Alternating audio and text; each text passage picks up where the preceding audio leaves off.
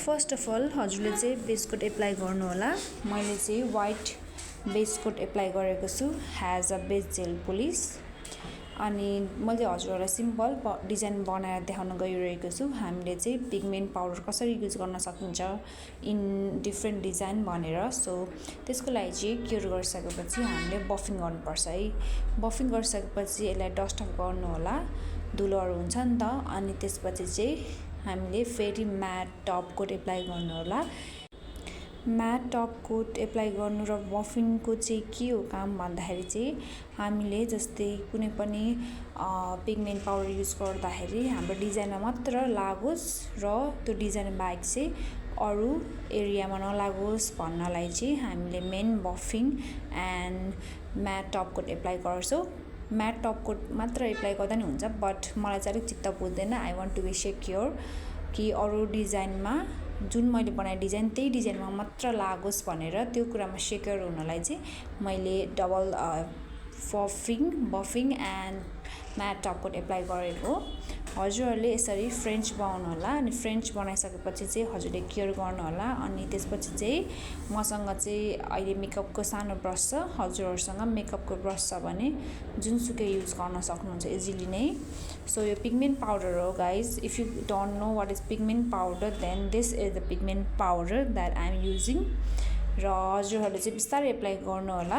देख्न सक्नुहुन्छ dab tap tap है। अब tap tap tap tap you guys know better है।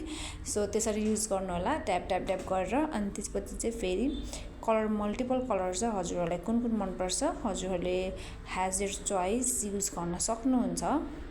मैले चाहिँ yellow, orange and pink use गरिरहेको छु।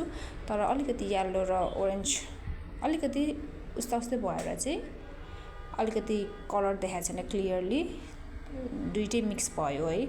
सो मिक्स गर्नु नै पर्नेछ एट लास्ट डिजाइन पनि, तर अलिकति कलरको डिफ्रेन्ट देखेन। Never mind, let make it up.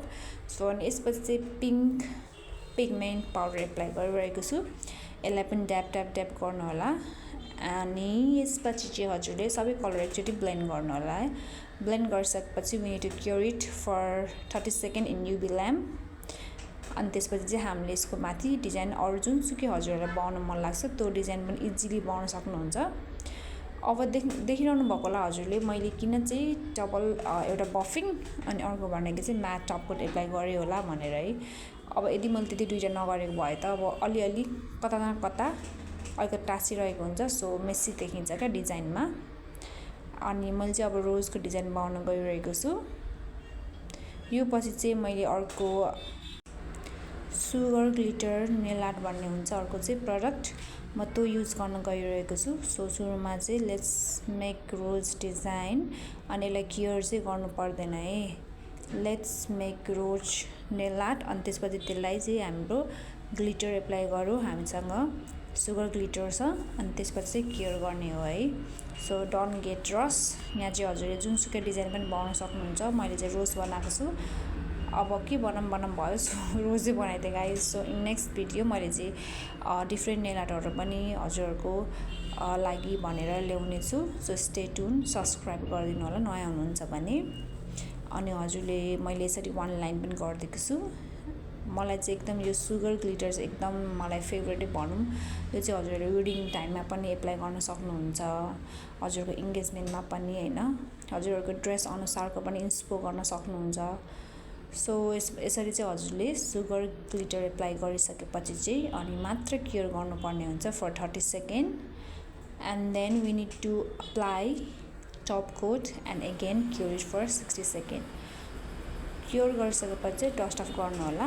And then let's apply top coat. अनि टप कोट एप्लाई गरिसकेपछि चाहिँ क्योर गर्नु होला and we will be done guys. I hope हजुरहरूले केही नयाँ सिक्न पाउनुभयो होला आजको भिडियोबाट। See you in next time and thank you so much for watching.